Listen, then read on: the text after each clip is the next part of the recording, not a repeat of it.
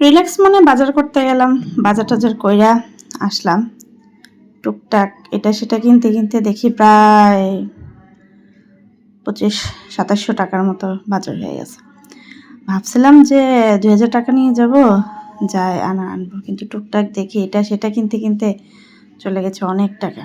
এখানে অনেকগুলো হচ্ছে কামরাঙা মরিচ, অনেকদিন ধরে কামরাঙা মরিচ পাচ্ছিলাম না, আজকে পাইছি তো অনেকগুলো নিয়ে আসছি। উচ্ছে আনলাম, তারপরে হচ্ছে করলা আর উচ্ছের মধ্যে কোনটা বেশি মজা? আমার কাছে উচ্ছে বেশি তিতা লাগে।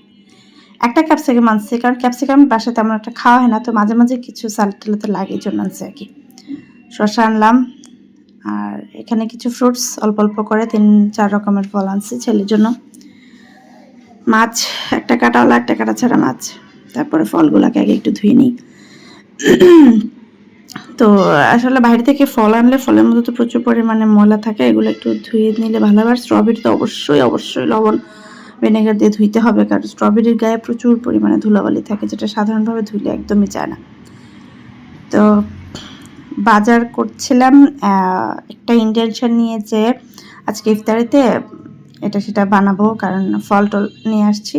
আর মেইন থাকবে, থিম থাকবে হচ্ছে টক দই।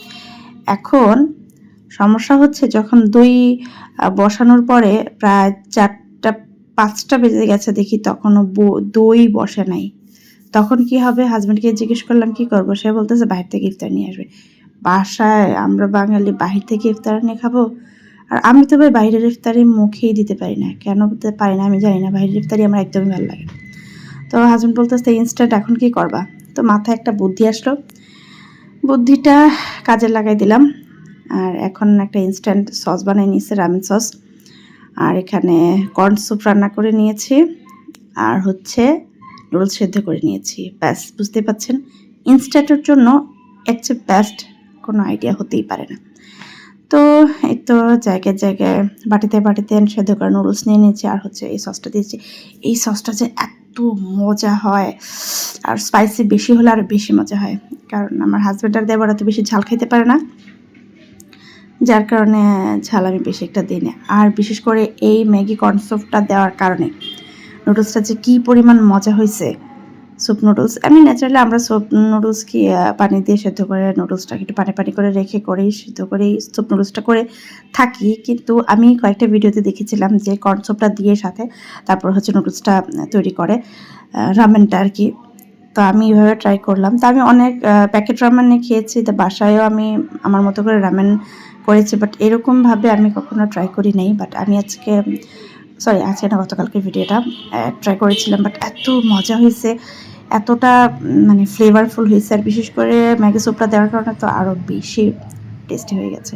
স্যুপটা তো এমনিতেও অনেকটা টেস্ট, আর ম্যাগি বলে কথা, ম্যাগির মশলা নুডলস যাই বলেন, ম্যাগির সাথে আর কারো তুলনাই হয় না, তাই না?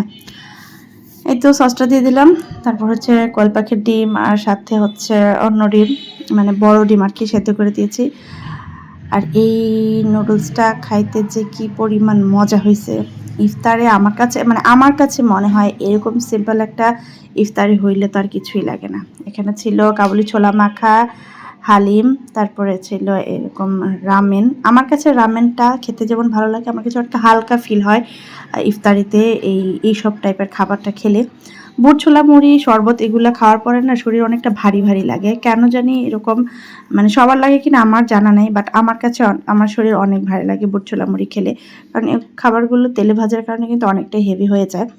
যার কারণে এরকম সিম্পল কিছু ডিশ করে নিলে খাইতে যেমন মজা, আর শরীরও খাওয়ার পরে ভারী হয় না, অনেকটা ইনস্ট্যান্ট মনে হয় যে শরীরটা অনেকটা হালকা হালকা লাগে। এমনি তো খিদা থাকে, খিদার কারণে তো হঠাৎ করে খাবার খাওয়ার পর একটু ক্লান্তি লাগার কথা, বাট এইসব হালকা খাবারগুলো খেলে না একদমই ক্লান্ত বোধ হয় না, আমার ইভেনলি হয় না।